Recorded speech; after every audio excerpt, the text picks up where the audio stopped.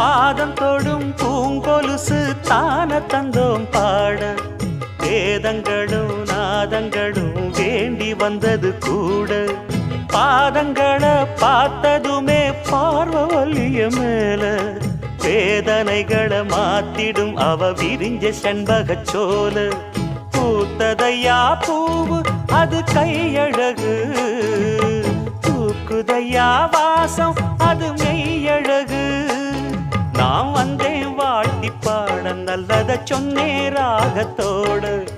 கண்டே சீத போல கண்டதும் நின்னே சிலைய போல இந்திரலோகம் சந்திரலோகம் சுந்தரலோகம் போற்ற கலைவா